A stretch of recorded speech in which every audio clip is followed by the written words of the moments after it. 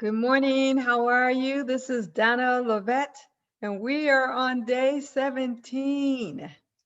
We are really making some progress on this 30-day momentum building experience where the goal is for you to end these 30 days with some serious momentum toward accomplishing your goals, your purpose, and your destiny. Today is going to be an interesting topic. I want to talk to you about the difference between how a millionaire thinks and how a poor person thinks. Now, this is coming right out of a book called The Millionaire Mindset. And so I'm going to be, again, looking at notes because these are notes right from the book. But for many of us, we know that or for all of us, if there is any way you're going to create a dynasty, a legacy, create something that you're going to leave be for your children's children, you're going to need more than $1,000 in the bank. You're going to have a little bit stored up for them. And my hope is that you are looking at the possibility of saving, earning $1 million. And I'm telling you, it took me a while to really get to the point where in my gut, I knew that it was possible. So I'm saying to you that it is possible. It truly is. So, but if you don't have the right mindset, you're not thinking right, then you're going to trip your own self up. So let me share with you about four different thought patterns that the rich have that differs from the poor.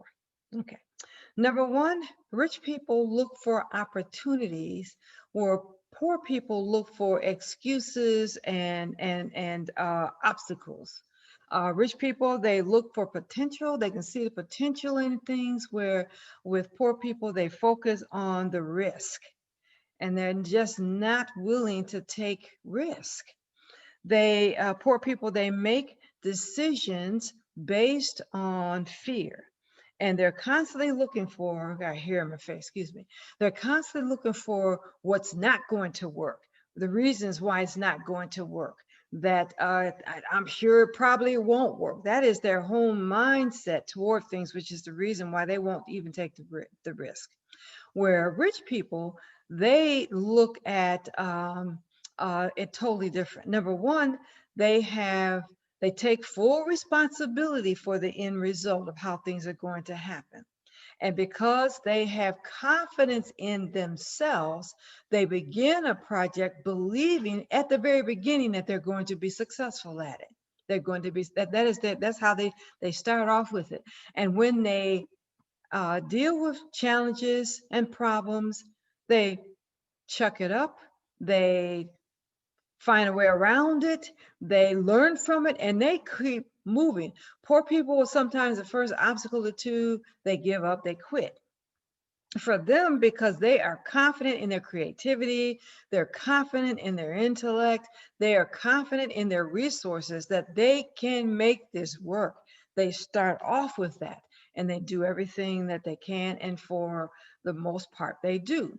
Now, even if they make a mistake, it doesn't throw them if something doesn't fail. I read somewhere where most millionaires would fail about 7 times before they succeed. And so they don't accept failure the way we do. They see it as a learning opportunity. They make adjustments for what they need to do, and they jump back in the game, which is what you're going to have to do if you're going to create the kind of legacy that's going to last for 10 generations or more. They also they understand that the higher the risk, the more the reward. And so the high risk doesn't scare them off. As a matter of fact, they recognize that if what they were dealing with something everybody could do, they would be doing it. So they even find enjoyment in tackling things that other people may not be able to figure it out, because when they do, then they know that it is worth the risk and you're willing to pay them for discovery of how to make this thing work. And you know what? Even if they do fail, it doesn't throw them. As a matter of fact, they'll regain it. If they fail, they know what to do to get it back. I had a mentor some years ago who earned his first million when he was 18. Lost it, not didn't lose it. He walked away from it in his 20s for a variety of personal reasons. He just walked away from it for a year. And then came back and was able within a year to gain it back. He lost it again in his 30s, and within another year was able to get it back. And so, I'm just amazed. I was amazed at the time at how were you able to go from nothing to be able to be a millionaire within a year? And his response to me is, Donna, it's not difficult. And most people that I've met that are millionaires have said that it's not difficult. And my response at the time was, well, if it was easy, I would have been there. If it was easy, we would have all made it. So there's something I'm missing. And one of the things you said, Donna, your mindset is what's holding you back. So they see opportunities where poor people don't. And so that's one of the differences. Another thing that rich people do is that they rather work based on results.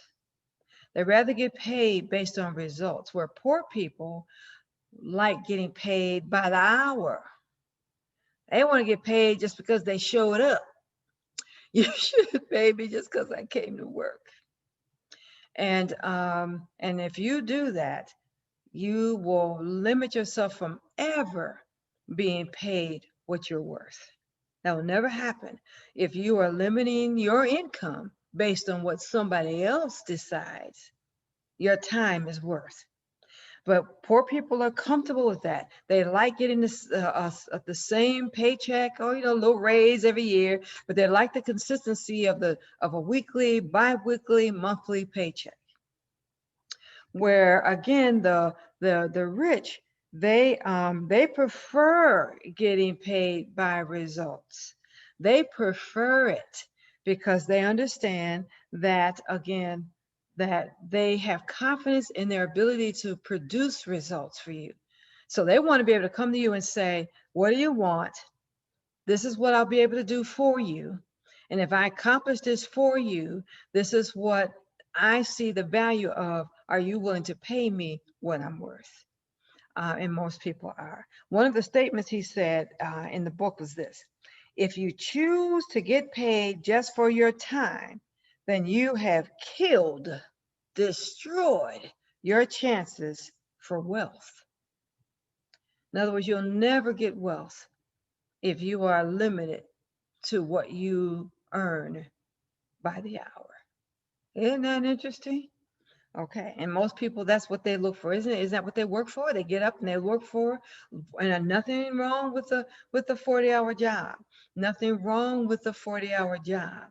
But here's the attitude that some will have, rich people, is that I have a 40-hour job, but I'm going to work it. That's what my mentor did some years ago.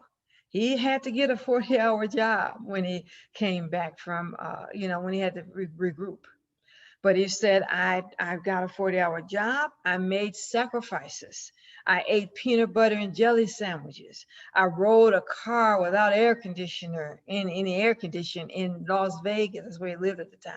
And he said, because I knew that once I got a certain amount of money in my hand, I knew what to do with it. And so the rich know that, where the poor, they manage their money well. The poor will take every dime they have and spend it. They might have a little bit. They might have 1 month. Lucky if they have 6 months savings to live off of, and many of them don't have that. Where the rich manage their money well. So he knew how to sacrifice. And when he got a certain amount of money in his hand, he knew exactly how to get his money working for him. The rich work at getting their money working for them as soon as possible. And once they get it, those who keep it, they use wisdom in how to manage it. We all have heard of people who became rich lost all the, through the lottery or some, inheritance, they, a lawsuit they won, or a family member left a huge, had a huge life policy, and they went through it broke in about a year, year and a half, 2 years, 5 years. Why? Because they did not know how to manage it. I'm going to share with you, and toward the end of the 30 days, an awesome program about how to not only develop wealth, but how to manage it. You've got to know how to do that. And you know what? There's a difference between managing your money by saying, okay, I make $30,000 a year and I got to live within my budget. So I can't do this and I can't do that and I can't do this because I got to live in my budget. And that is one way, you're right, that you could do it. My present mentor has a whole different attitude. What he does is he says, tell me what your ideal life is like. How would you want to live if money was no problem? And then he helps you to figure out what that number is, what that amount of income would be. And then his goal is, now let me show you how to earn it, how to earn the kind of money you desire so you can live that ideal lifestyle. But I also, before you earn a dime, I got to show you how to manage it.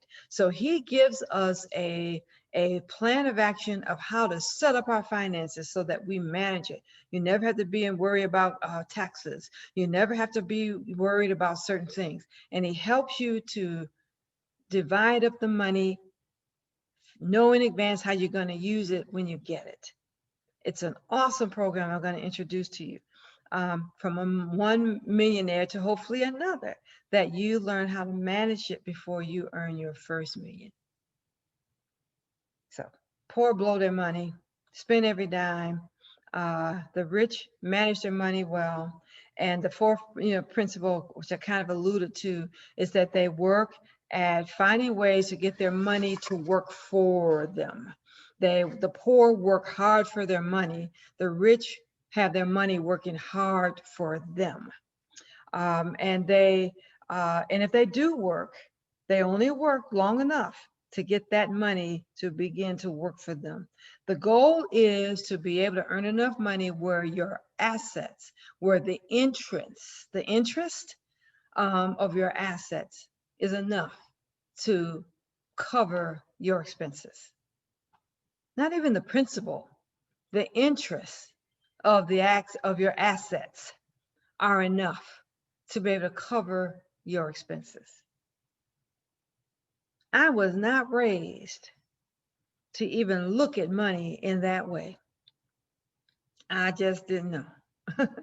So, and here is because here's their goal. Their goal, and I love this definition, their goal is to be financially free as soon as possible. And financially freedom means to be able to live the kind of lifestyle you want, to be able to do whatever you want to do, whenever you want to do it. They want to be financially free, but so do I, don't you? And to be financially free enough where I'm reading this, where your passive income exceeds your expenses. Your passive income exceed your expenses. Your interest, the income that you earn without you having to work for it, it happens passively, exceeds your expenses. Man, wouldn't you want to know how to do that? Now, that could be through investments. It could be through real estate, depending on how you do real estate. It can be dependent on a business. If you're able to structure a business so that it operates through a lot of automation, you're not having to be there 60 hours a week and babysit it. That's not freedom. So again, the goal is to be financially free where your passive income exceeds your expenses. So my challenge to you today is, again, the serious need of expanding your view of how to handle your money, so then when it comes, you can manage it. But it's also, if you don't change your mindset, if you don't change your thinking, it won't happen for you anyway. So that's a good book, The Millionaire Mindset. And there are other, you want to do whatever you need to do to expand your view. You want to be around other people. I love having millionaires in my circle so I can learn from them. You want to read books, you want to go to seminars, you want to see, obviously I would say see a counselor since you know I'm a therapist, but you would want to do whatever you needed to do to expand and to change, renew your mind, so that as you think in your heart, so is it. You can have the kind of mindset that will attract millions, not repel it and have it run from you. So that's my thought again for today. If you are watching this on YouTube, again, I'm asking you to like it, to subscribe to my station if you haven't already done so, and to share with me your thoughts about this. If you're watching this on Facebook or Facebook-like platform, I'm asking you to do the same. Like it and share your comments with me. I definitely want to know what you think. I am enjoying this journey that we're taking together as we move from destiny to dynasty. And that is where we are going together. And we're going to have the finances and the resources to be able to do it for 10 generations and more. I am looking forward to what I'm going to share. Let me just say this before closing, that in the last few sessions, I'm going to really give you some tips on how to set up some things you need to know about how to run a business so that you can be effective. Some things that every business owner needs to have. And if you're wanting to have a legacy, a dynasty, you're going to have to develop a business to accomplish that. Now, that's if you want longevity.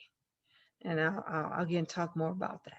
So until tomorrow, I I pray that you guys are just motivated and tremendously blessed. And I'm just going to believe that this millionaire mindset is one that we all walk in. That's our new normal. Okay? So until tomorrow, be tremendously blessed, guys.